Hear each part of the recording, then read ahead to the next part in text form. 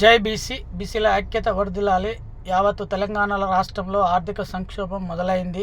ఎందుకంటున్నానంటే real estate రంగం అయితే చూస్తే మొత్తము కుదేలైపోయింది. అదేవిధంగా భవన నిర్మాణ వ్యవస్థ కూడా మొత్తం కుదేలైపోయింది. ఏది చూసుకున్నా ఇవాళ ఆటోలు కూడా సరిగా నడిచే పరిస్థితి లేదు తెలంగాణలో. మరియు అదేవిధంగా ఎలక్ట్రీషియన్ చేసే పని వృత్తుల వాళ్ళు కూడా సరిగా నడుస్తలేదని వాపోతున్నారు. మరియు ఏ హోటల్స్ కానీ, ఏ పారిశ్రామిక వ్యవస్థలు కానీ, మరియు భవన నిర్మాణ కార్మికులు కానీ, మరియు కార్పెంటర్స్ వ్యవస్థ కానీ, ఏదైనా కానీ రియల్ ఎస్టేట్ వ్యవస్థ బాగా నడిస్తేనే అది అందరూ చాలామంది బతకడం జరుగుతుంది. రైతుల పరిస్థితి చూస్తే కూడా అదే విధంగా ఉందంటున్నారు.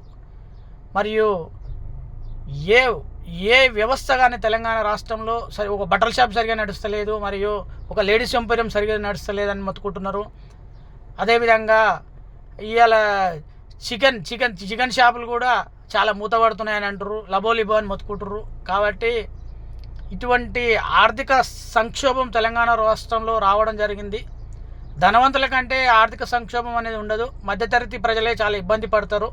ఇంకొకటి గుర్తుపెట్టుకోవాలి, తెలంగాణ రాష్ట్రంలో ఉన్నటువంటి ప్రైవేట్ స్కూల్ కానీ, మరియు ప్రైవేటు కాలేజీలు కానీ విద్యార్థులను ఫీజు కడతలేరని విద్యార్థులను కూడా ఫోర్స్ చేస్తున్నారని తెలుస్తుంది.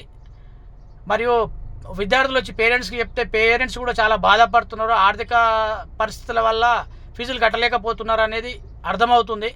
కాబట్టి నేను యావత్తు తెలంగాణలో ఉన్నటువంటి శ్రీ చైతన్య కానీ, నారాయణ కానీ, భవిష్య విద్యా సంస్థలు కానీ, మరియు సిద్ధార్థ విద్యా సంస్థలు కానీ, యావత్తు తెలంగాణలో ఉన్నటువంటి ప్రైవేటు కాలేజీలు కానీ, ప్రైవేటు స్కూల్ కానీ యాజమాన్యాన్ని కోరేది ఏంటిదంటే, ఇది ఆర్థిక సంక్షోభము తెలంగాణ రాష్ట్రంలో మొదలైంది. ఆ ఆర్థిక సంక్షోభం ఉండడం వల్లనే ఫీజులు సరిగా కట్టలేకపోతున్నారు. రేపు ఫిబ్రవరి 5 తారీఖున ఇంటర్మీడియట్ ఎగ్జామ్స్ ప్రారంభం కానవుతుంది. కాబట్టి ఆల్ టికెట్లు ఇంటర్మీడియట్ విద్యార్థులకు తప్పనిసరిగా ఇవ్వాలి. ఎటువంటి ఇబ్బంది పెట్టకూడదని నేను కోరుతున్నాను. యావత్తు తెలంగాణలో ఉన్నటువంటి నా బీసీ సోదరులు కూడా అదే కోరుకుంటున్నారు. కాబట్టి ఎటువంటి విద్యార్థులను ఇబ్బంది పెట్టవద్దు, మరియు పేరెంట్స్ను కూడా ఇబ్బంది పెట్టవద్దు. పేరెంట్స్ లేకనే కట్టలేకపోతున్నారు, తప్పనిసరిగా కడతారు, మీ స్కూళ్ళలోనే చదివిపిస్తారు, మరియు మీ కాలేజీలలోనే చదివిస్తారు. ఇప్పుడు రేపు హాల్ టికెట్ ఇచ్చి అందరికీ ఎగ్జామ్ రాయించవలసిందిగా నేను ప్రైవేట్ యాజమాన్యాన్ని, ప్రైవేట్ విద్యా సంస్థలను కోరుతున్నాను. ఎటువంటి ఇబ్బంది జరగకూడదు. ఎటువంటి ఇబ్బంది ఏమైనా జరిగిందంటే తక్షణం మేము ధర్నా చేయడానికి, మరియు మన ప్రభుత్వం కూడా ఆలోచన చేయాలి.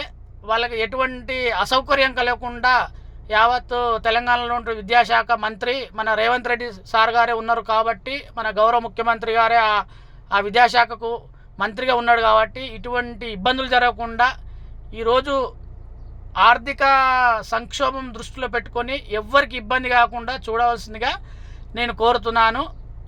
జై బీసీ, బీసీల ఐక్యత వర్ధిల్లాలి.